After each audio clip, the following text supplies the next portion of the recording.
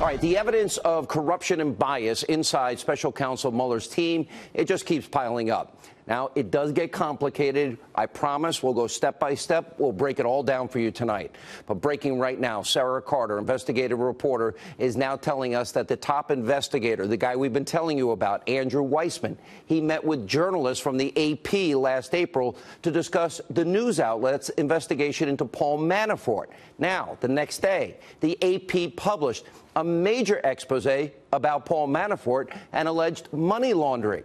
And sources are telling Sarah Carter that the AP reporters in that meeting, they were actually promising to share documents and other information about Manafort with the Department of Justice. There's going to be a lot of news in coming weeks about the media and the role they're playing in all of this. Now, tonight, the AP is denying it, saying it's categorically untrue.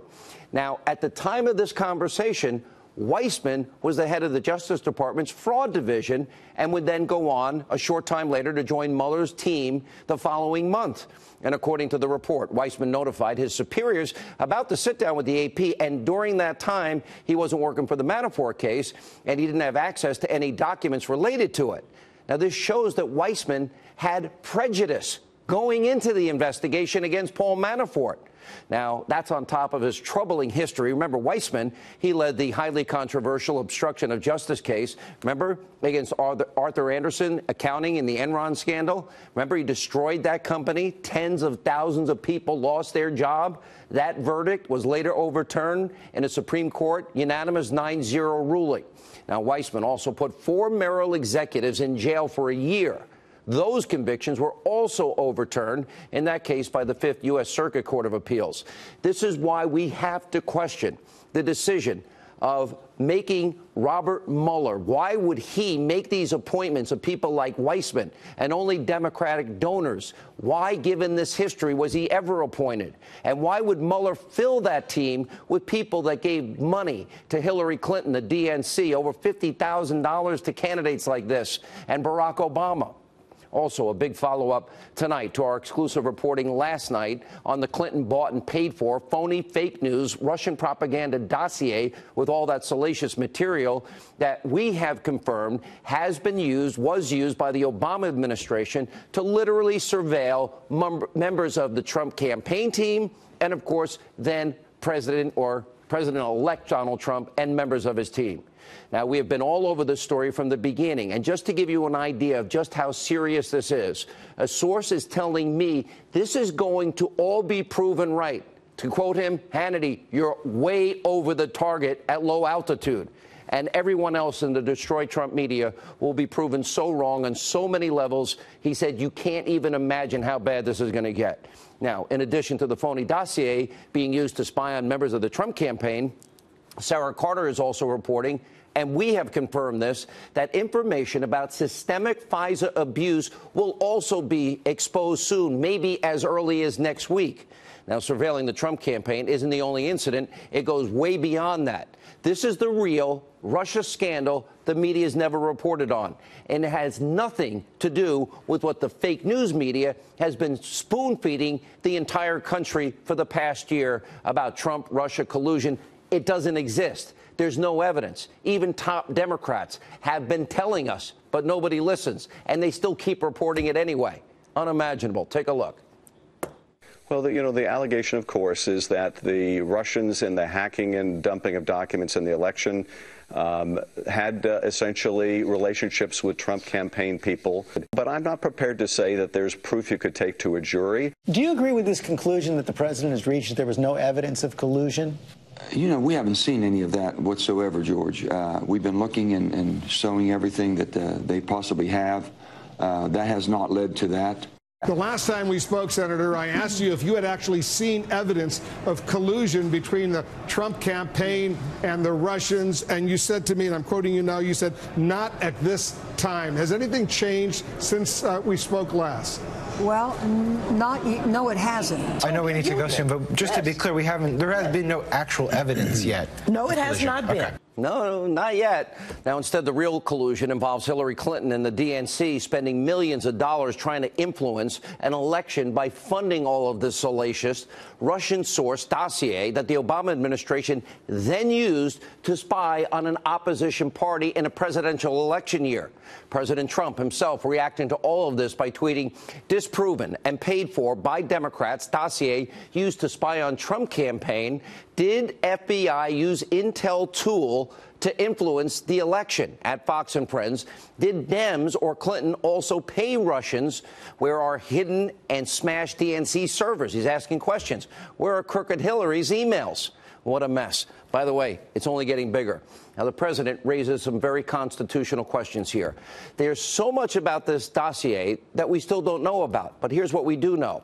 And we're going to break this down and dissect this entire scandal so that everybody understands it. Even fake news CNN, they may understand how serious this really is. Let's go back to October 2015. The Washington Free Beacon, they paid Fusion GPS to do standard political op research on then candidate Donald Trump. It had nothing to do with Russian sources. Christopher Steele was not involved at all, the MI6 agent. Then in April of last year, when it was clear that Trump would be the Republican nominee back in 2016, Hillary Clinton and the DNC that Donna Brazile said that Hillary Clinton controlled, especially the money, took over the funding of the project. All told, they would pay Fusion GPS over $10 million through a law firm. By the way, the DNC, Hillary's campaign, they used the same law firm. And the former British spy, Christopher Steele, then at that point, when the Democrats are paying him, Hillary's paying him, he gets involved in June of that year. Now, keep in mind, according to Vanity Fair, Steele has paid Russian sources over the years as part of his, quote, job. And during that summer, Steele quickly goes to work using current former Russian government sources to produce what we now know is the phony fake news dossier that included the salacious and completely false information, including Donald Trump in Russia at the Ritz-Carlton, Moscow, with hookers urinating on beds. Wow. Now, keep in mind, former FBI Director James Comey, he even testified under oath that the contents of the dossier were unverified. Well, that apparently did not stop Steele from reportedly briefing news outlets, let's see, like the New York Times, the Washington Post, Yahoo News, the New Yorker, and fake news CNN, all about the dossier. Now, that means Steele was trying to influence an election with a dossier that Clinton paid for. Of course, Clinton wanted this. Then fast forward, November 28th, according to reporter David Kramer, an ally of Senator John McCain, he meets with Steele. Steele agrees to give him a copy of the dossier to give McCain, which Kramer does. Then in early 2016, McCain then gives the dossier to the FBI Director, James Comey. See how it's now tying together? And in January of last year, BuzzFeed, well, they decided to publish this fake news document that President Trump's personal attorney, Michael Cohen, just this week is now suing over for defamation. Now, here's where it gets shocking. According to reports, during the summer of 2016, former Trump campaign associate, remember Carter Page, he spied on. They used a FISA warrant. And we found out from other reporting that former Trump campaign chairman, Paul Manafort, he was surveilled before and after the election. And now, thanks to Sarah Carter and John Solomon and others, we have confirmed tonight this new information through 3 separate sources. We started it last night. The Clinton-funded, unverified dossier with all that salacious material and Russia propaganda that was used as a justification to obtain FISA warrants to spy on members of the Trump campaign and then the president-elect. And we're learning more about the dossier from the very guy who helped create it, because Senator Dianne Feinstein released his congressional testimony. Now, Feinstein's excuse for doing it is pretty lame, pretty unbelievable. She told NBC News today that the reason that she released the information and the exchange with Congress is because, well, she had a bad cold and the dog ate my homework, and that slowed down her mental abilities. Wow, really? So what Feinstein did is a major breach of trust with Senate investigators, but actually it provided some very revealing information. Let's give you some. All right, Glenn Simpson of Fusion GPS. All right, during that testimony that he said he never even bothered to verify. What?